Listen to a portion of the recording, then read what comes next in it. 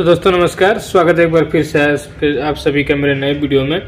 दोस्तों इस वीडियो में आपको हम बताएंगे कि जो हमारा ABB का जो डिजिटल पोजीशनर आता है यानी कि स्मार्ट पोजीशनर, तो इसके बारे में बताने वाले हैं कि किस तरीके से ये काम करता है और इसके पार्ट्स के बारे में जानकारी देने वाले हैं, इसके क्या क्या कौन से पार्ट्स होते हैं।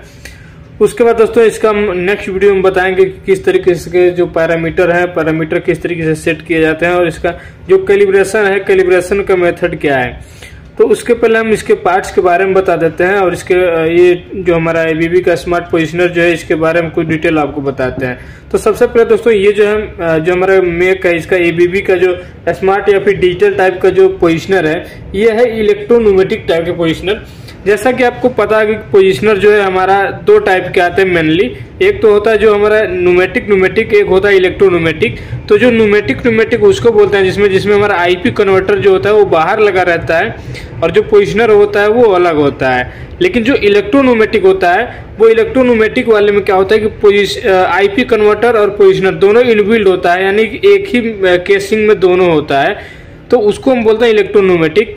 अब क्या है कि आगे चल के जो है इलेक्ट्रोन्यूमेटिक पोजीशनर को हम स्मार्ट टाइप का बना दिया, उसको डिजिटल टाइप का बना दिया गया, जिसमें हमारा एक डिस्प्ले रहता है और बटन वगैरह रहता है, क्योंकि इसमें ऑटो कैलिब्रेशन या ऑटो एडजस्टमेंट का जो है सुविधा रहता है, इसीलिए इसको हम डिजिटल या फिर स्मार्ट पोजीशनर बोलते हैं। तो ये इलेक्ट्रोन्यूमेटिक टाइप का स्मार्ट पोजीशनर है।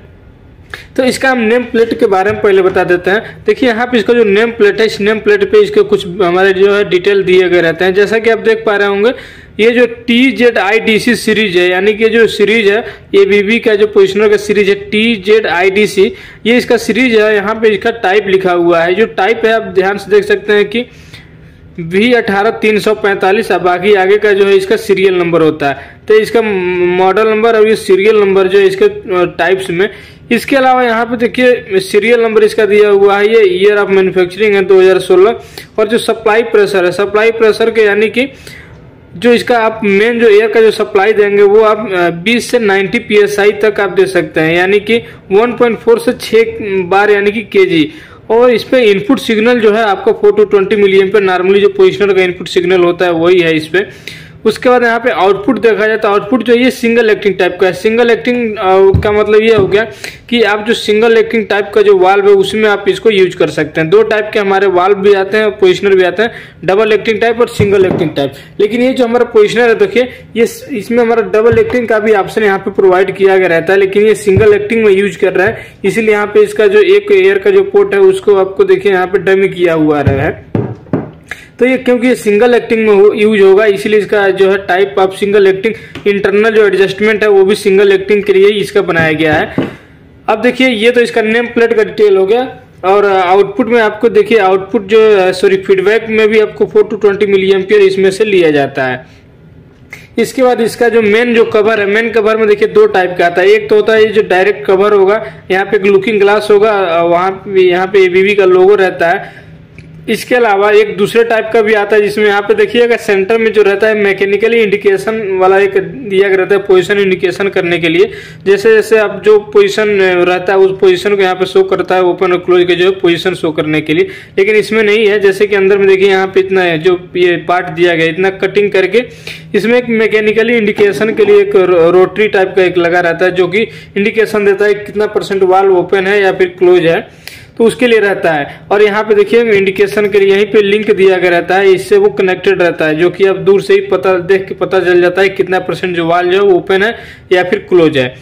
तो ये इसका मेन हमारा ये बॉडी हो गया। और यहाँ पे देख सकते हैं यहाँ पे एयर के पोर्ट दिए गए रहते हैं। तो ये जो एयर का जो पोर्ट है ये हमारा इन एयर के लिए रहता है, यहाँ से आपको जो मेन एयर जो है वो इन करना है। उसके बाद ये दो हमारे आउटपुट के पोर्ट दिए गए रहते हैं। अगर आपका डबल एक्टिंग टाइप का अगर वाल्व में आपको यूज करना है तो यहाँ पे दोनों एयर का पोर्ट जो है आपको खुला हुआ रहेगा, एक आउट 1 एक आउट 2, एक ओपन वाल्व ओपन साइड में लगेगा, एक क्लोज साइड में लगेगा।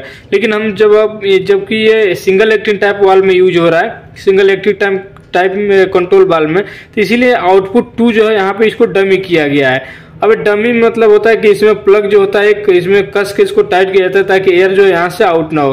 तो एक ही आउटपुट का एयर का आउटपुट पोर्ट जो है हमारा यूज हो रहा है, इसीलिए सिंगल एक्टिंग टाइप में हो गया। तो 3 हमारे एयर के आउटपुट का पोर्ट हो गए। और यहाँ पे एक चीज आपको देखने को मिलेगा, नीचे में देख सकते हैं, तो ये हमारे एग्जॉस्ट पोर्ट में रहता है। ये एग्जॉस्ट पोर्ट का साइलेंसर लगा हुआ है ताकि एयर जो एग्जॉस्ट होगा तो साइलेंटली और है उसका साउंड ज़्यादा ना आए। तो यहाँ पे नीचे एग्जॉस्ट पोर्ट है, देख सकते हैं आप इसको, यहाँ पे एयर का एक एग्जॉस्ट पोर्ट दिया रहता है। आपको पता होगा कि जब भी हम कोई वाल्व जो ऑपरेट होता है तो जब उसको रिवर्स डायरेक्शन में जब हम ऑपरेट करते हैं तो जो पहले से जो एयर होता है वो जब तक अगर एटमॉस्फेयर में रिलीज नहीं होगा तब तक वो फिर से रिवर्स ऑपरेट नहीं हो पाएगा। इसीलिए जो एयर जो होता है अपोजिट साइड का एयर निकालने के लिए हमें एग्जॉस्ट पोर्ट का जरूरत होता है। वो एग्जॉस्ट पोर्ट यहाँ से दिया गया है ताकि अगर आप जैसे मान लीजिए पहले से वाल्व ओपन है, अगर आपको क्लोज करना है तो ओपन साइड का एयर जो निकलना है तो ओपन वाला एयर के पोर्ट से जाके अंदर से फिर से एग्जॉस्ट हो जाएगा। तो इसके लिए एग्जॉस्ट पोर्ट दिया गया रहता है। इसके बाद देखिए यहाँ इस साइड में हमारे दो जो एयर के कनेक्शन करने के लिए दिया गया एयर का इंसर्ट पोर्ट रहता है। आप एयर बोल रहे हैं।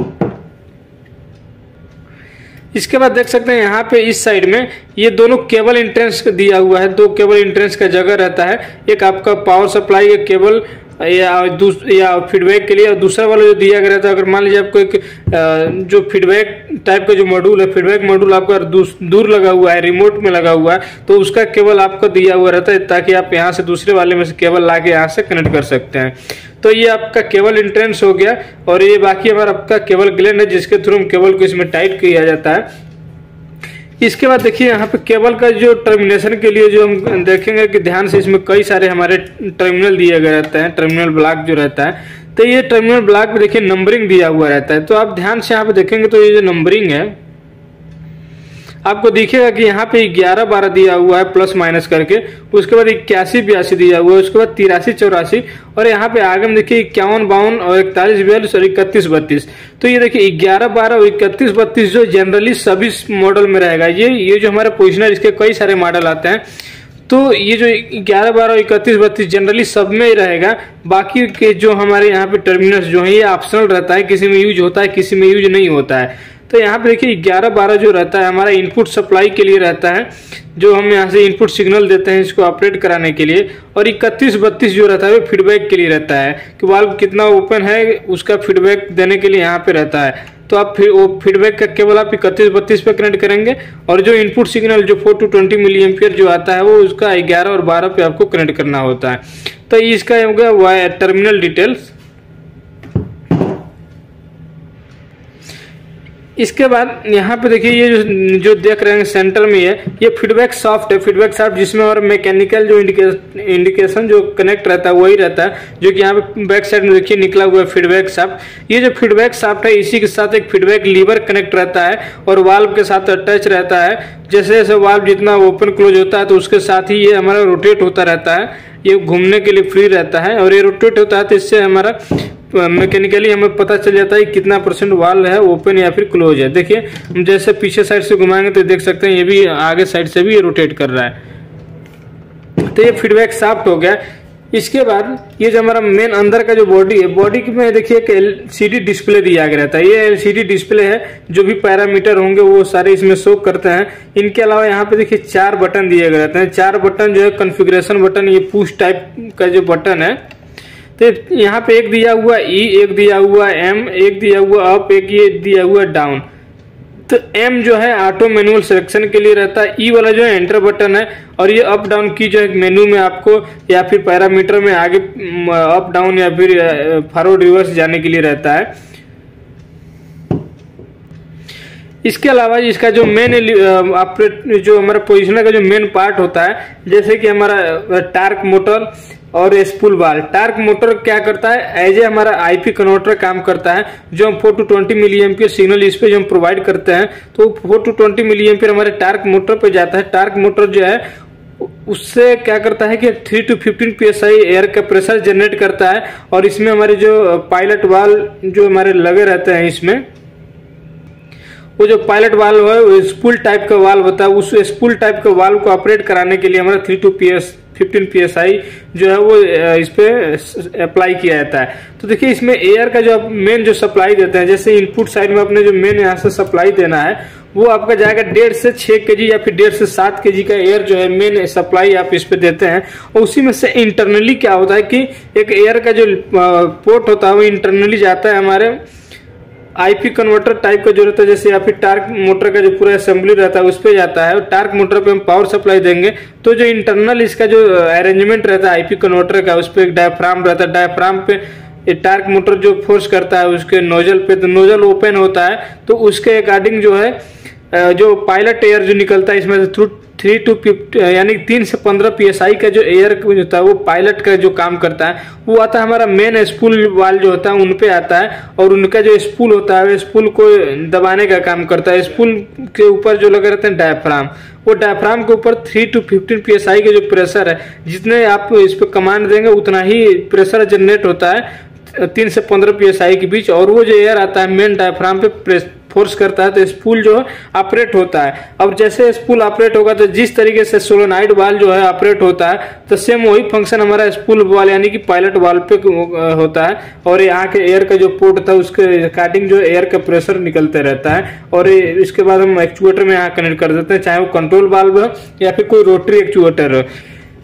इसके अलावा दोस्तों ये जो एयर का जो पोर्ट है, इस एयर के पोर्ट के पास आपको जो प्रेशर गेज जो लगाया जाता है, दो इनलेट प्रेशर और एयर का आउटपुट प्रेशर जो शो करता है, तो उसके लिए यहाँ पे एक मैनिफोल्ड टाइट किया जाता है। मैनिफोल्ड लगा के हम यहाँ पे डमी पोर्ट के लिए भी और ये दो एयर का जो पोर्ट है वो कनेक्ट करके हम एक्स्ट्रा एक मैनिफोल्ड लगाते हैं। उस मैनिफोल्ड पे हमारे प्रेशर गेज लगा रहता है। जैसा कि आप यहाँ पे देख सकते हैं मेरे पास एक यहाँ पे मैनिफोल्ड इसका दिया हुआ रहता है जो कि एक्सटेंशन का काम करता है।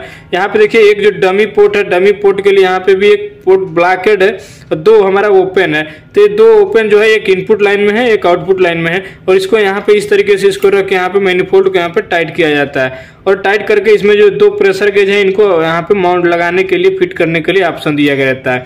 तो अगर आपको मान लीजिए प्रेशर गेज नहीं लगाना है तो डायरेक्टली आप यहाँ से भी इसका कनेक्शन, ये जो फिटिंग है यहाँ से कनेक्शन आप करके डायरेक्टली ट्यूबिंग कर सकते हैं। लेकिन अगर आपको प्रेशर गेज भी इसमें लगाना है प्रेशर शो कराने के लिए तो आपको यहाँ से एक्स्ट्रा एक मैनिफोल्ड जो है इसके साथ में माउंट करना रहता है। तो इसी के लिए यहाँ पे देखिए दो माउंटिंग होल भी दिया रहता है ताकि आप अलग से एक मैनिफोल्ड लगा सकें जो गेज मैनिफोल्ड, इसको हम गेज मैनिफोल्ड भी बोलते हैं, जो कि यहाँ पे साइड से माउंटेड रहता है। तो कई जगह पे आप देखेंगे बिना गेज के रहेगा तो डायरेक्टली यहाँ से एयर का आउटपुट निकला रहता है।